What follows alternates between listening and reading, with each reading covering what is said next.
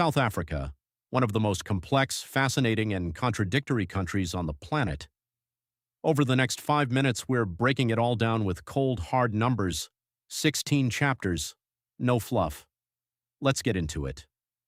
Population: South Africa is home to over 62 million people, the 24th most populous country in the world, and sixth in Africa. The population is predominantly Black African at 81%, followed by colored at 9%, white at 8%, and Indian or Asian at around 3%.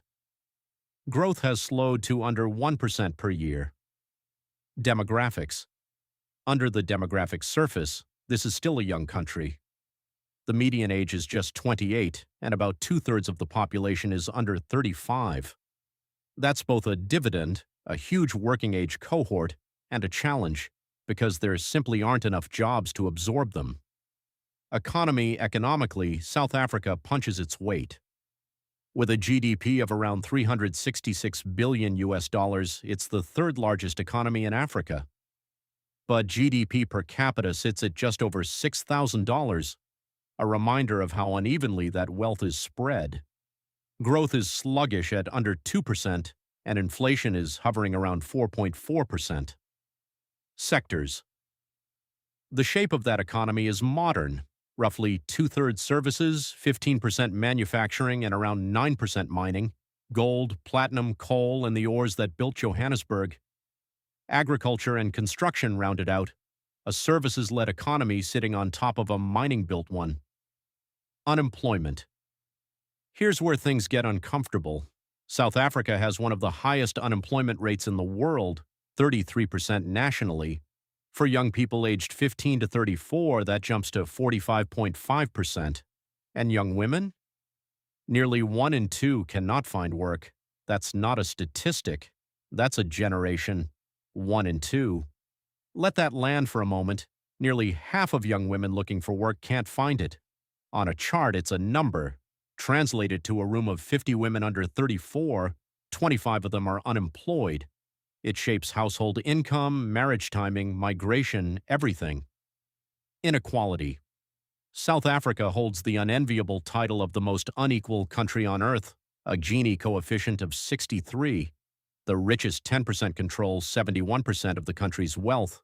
The poorest 60% share just 7%. That gap isn't only economic, it shapes health outcomes, education, and crime. Gini compared. To put that in context, most OECD countries sit between 25 and 40 on the Gini scale. Brazil, another famously unequal country, is at 52, the United States at 40, Sweden at 29.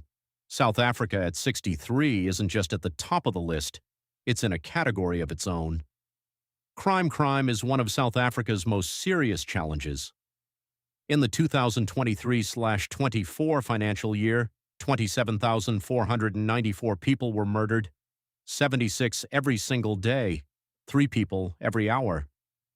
The murder rate is 45 per 100,000, the second highest of any country that publishes its data, plus 140,000 aggravated robberies and 22,000 carjackings annually. Every 20 minutes. Think about that cadence. 1 murder every 20 minutes, all year, every year. It's the kind of statistic that gets normalized inside a country but shocks every visitor from outside. It's why private security is a bigger employer than the police, and why gated estates are the default for the middle class. Geography. Geographically, South Africa covers 1.22 million square kilometers with a stunning 2,798-kilometer coastline, 9 provinces, 11 official languages, the most of any country in Africa. It borders 6 nations: Namibia, Botswana, Zimbabwe, Mozambique, Eswatini, and Lesotho, which sits entirely surrounded by South Africa. 13 provinces. Each province is its own story. Gauteng, the smallest by area, holds 15 million people and generates roughly a third of GDP. KwaZulu-Natal on the East Coast is second by population. The Western Cape, home to Cape Town, punches above its weight on tourism. 9 provinces, each with its own premier, legislature, and economic character. Languages. Now to something the country absolutely nails: 11 official languages. isiZulu leads with 23% of home speakers, followed by isiXhosa. Afrikaans and English dominate business: Sesotho, Setswana, Sitsonga, Chivenda, Siswati, Isindebele, every one of them official. No other African country recognizes more. Between two oceans, and then the geography delivers a small miracle: two oceans meeting at Cape Agulhas, the cold Benguela Current on the west, the warm Agulhas on the east. Nearly 2,800 kilometers of coast, which is why South Africa has world-class ports, world-class wine, and some of the most photographed coastline on the planet. And that's South Africa by the numbers: complex, beautiful, and full of contradictions. If you found this interesting, hit subscribe. There's a lot more to unpack. See you in the next one.